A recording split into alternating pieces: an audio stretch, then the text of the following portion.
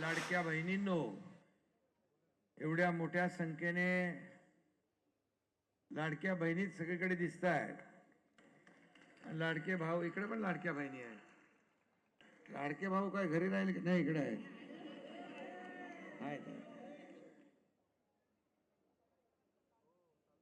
प्रचारामध्ये पण लाडक्या बहिणीचा नंबर 1 आहे. आणि मी नेहमी म्हणतो, ज्या उमेदवाराच्या पाठी महिला त्याचा मतपेटीत नंबर पहिला.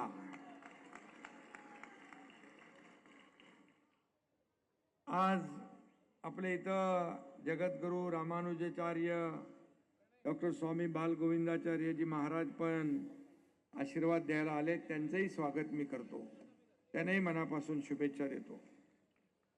खरं म्हणजे आज मी तुम्हाला भेटायला आलोय, एक गोष्ट सांगायला आलोय. पत्रकार मित्रही इकडे आहेत. एक गोष्ट सांगायला आलोय. निवडणूक झाली लेट तरी शिवसेनेचा नगराध्यक्ष होईल थेट. कारण अंबरनाथ मध्ये फुल टू शिवसेनेचं वारं पाहतोय. सगळीकडे भगवं वादळ पाहायला मिळतंय. एक वेगळं वातावरण या अंबरनाथ मध्ये आपण पाहतोय. खरं म्हणजे इथं शिवसेनेचाच भगवा फडकणार ही काळ्या दगडावरची भगवी रेघ आहे. आणि थोडा निवडणूक पुढे गेल्यामुळे आणखी कार्यकर्त्यांना उत्साह वाढला, जोर वाढला.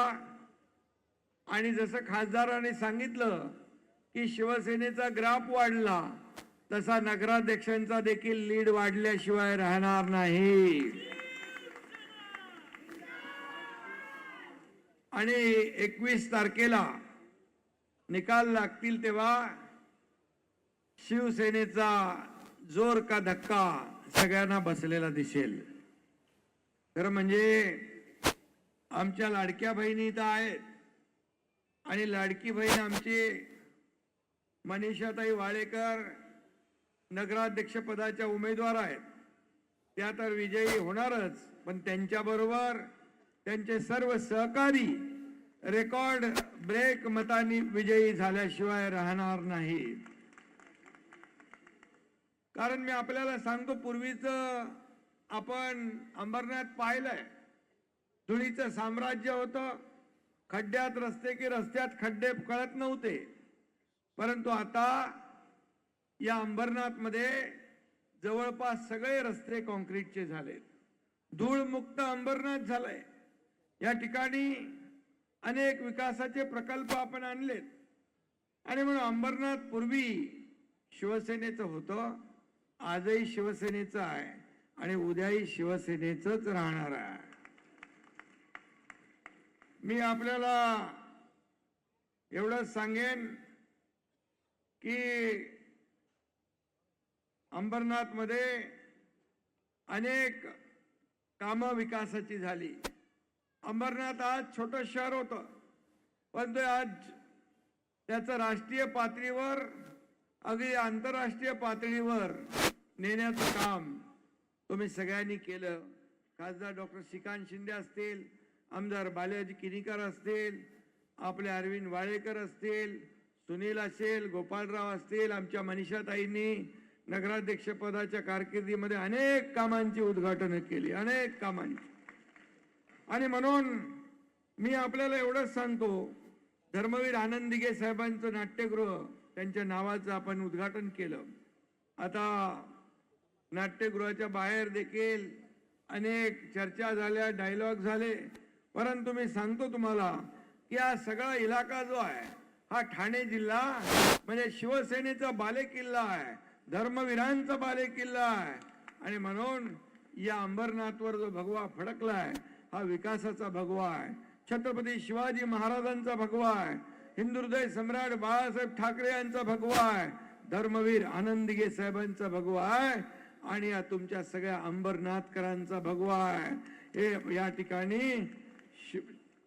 आपलं प्राचीन मंदिर शिव मंदिर फेस्टिवल, मगाशी मी या स्वामीजींना सांगत होतो, या जाते समय मंदिर में नाक दबा के जाना पड़ता था, नाक दबा के जाना पड़ता था।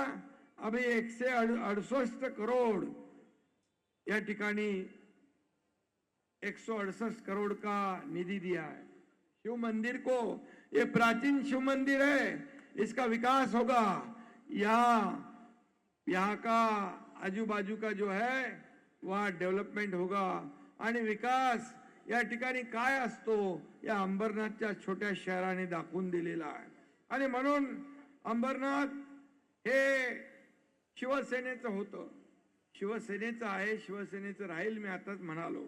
आणि म्हणून मगाशी श्रीकांतनी सांगितलं ईस्ट आणि वेस्ट, दोन वळी सांगायचं तर ईस्ट और वेस्ट अंबरनाथ इज बेस्ट, आहे ना? बेस्ट झालंय की नाही? झाल्यात की नाही सोयी सुविधा?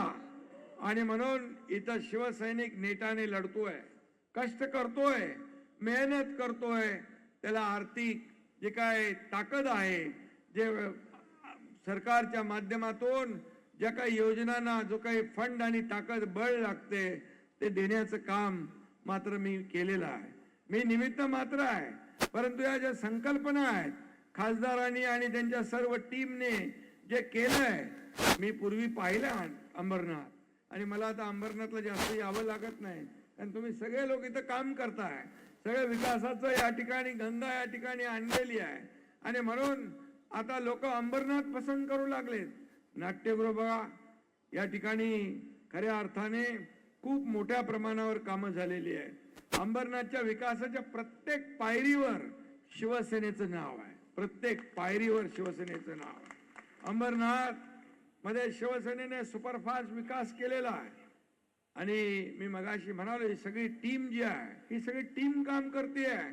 आणि म्हणून मी एवढंच सांगेन, झाला विकास, करूया विकास, काम करू एक साथ, अंबरनाथच्या मागे सदैव उभा आहे तुमचा एकनाथ।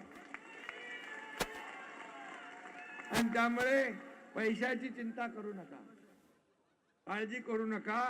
तुम्ही मगाशी म्हणालात की चांगलं कॉलेज पाहिजे, चांगलं कॉलेज पाहिजे, चांगलं हॉस्पिटल पाहिजे। आता ठाण्यामध्ये जशी कॅशलेस हॉस्पिटल झाली त्याप्रमाणे या ठिकाणी देखील कॅशलेस हॉस्पिटल झाल्याशिवाय राहणार नाही, चांगलं कॉलेज झाल्याशिवाय राहणार नाही। मेडिकल कॉलेज तर झालंय बालाजी, आणि अनेक सोयी सुविधा झालेल्या आहेत। आणि म्हणून या अंबरनाथवर गेले अनेक वर्ष जो भगवा फडकतोय, या निवडणुकीत देखील हा भगवा इतिहास रचल्याशिवाय राहणार नाही। कारण लोक सांगायला येतात आम्ही हे करू, आम्ही ते करू, परंतु आम्ही प्रत्यक्ष करून दाखवलेलं आहे, करून दाखवलंय।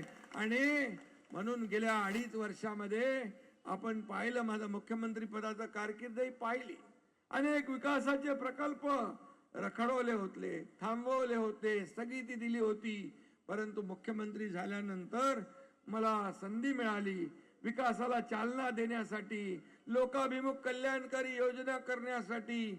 लाडकी बहीण योजना, लेक लाडकी लखपती योजना, एसटी मध्ये 50% सवलत, मुलींचं उच्च शिक्षण मोफत, ज्येष्ठांना मदत, शेतकऱ्यांना सन्मान योजना, पकड रे बापडला बघतो।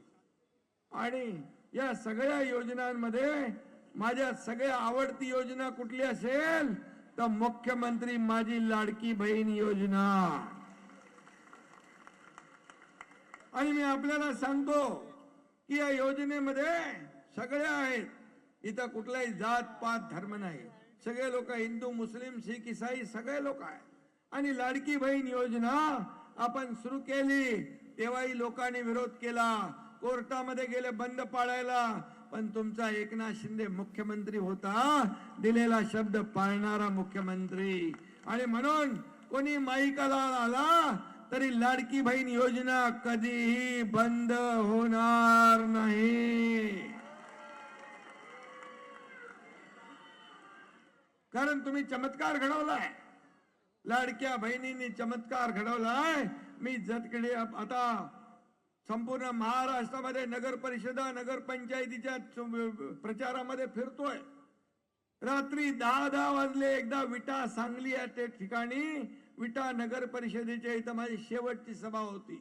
9:45 वाजले मला पोचायला, परंतु माझी एकही लाडकी बहीण जागेवरची हल्ली नव्हती. त्या थंडीमध्ये बसली होती. माझे लाडके भाऊ बसले होते. हे प्रेम कमवलंय तुमच्या एकनाथ शिंदेने, प्रेम कमवलंय. सत्ता किती कमवली आहे, प्रॉपर्टी किती कमवली आहे, संपत्ती किती कमवली आहे, यापेक्षा माणसं किती कमवली आणि माणसांचं प्रेम किती कमवलं हे माझ्यासाठी महत्वाचं. खुर्ची आमचा अजेंडा नाही आहे. ज्या लोकांनी खुर्चीवर बसवलंय त्या लोकांचे प्रश्न सोडवणं आमचा अजेंडा आहे. त्यांच्या समस्या सोडवणं आमचा अजेंडा आहे. सोन्याचा चमचा घेऊन जन्माला आम्ही आलो नाही, परंतु या तमाम महाराष्ट्रातल्या सर्वसामान्य लोकांच्या आयुष्यामध्ये सोन्यासारखे दिवस आणण्यासाठी आमचा जन्म झाला. आणि म्हणून मी गरिबी पाहिली आहे. मी गरिबी पाहिली आहे. माझ्या आईची पत्नीची तगमग पाहिली आहे. काटकसर पाहिली आहे. कसा महिना चालवायचं हे मी पाहिलंय. आणि म्हणून मी जेव्हा मुख्यमंत्री झालो तेव्हा मनात निश्चय केला की या माझ्या सर्वसाधारण माता भगिनींसाठी सरकार म्हणून काय करायचं. आणि त्यामधूनच या लाडकी बहीण योजनेचा जन्म झाला आणि ती लाडकी बहीण योजना सुरू झाली. मी आपल्याला सांगू इच्छितो, फक्त लाडक्या बहीण योजना 1500 वर आम्ही नाही थांबणार. माझ्या लाडक्या बहिणींना स्वतःच्या पायावर उभं करून या लाडक्या बहिणींना लखपती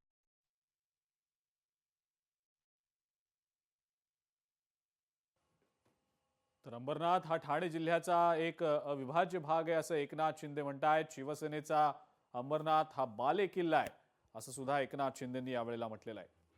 लाडक्या बहिणींनी निवडणुकीमध्ये चमत्कार घडवला आणि लाडकी बहीण योजना ही कधीही बंद होणार नाही याचा पुनरुच्चार यावेळेला उपमुख्यमंत्री एकनाथ शिंदे यांनी केलेला आहे.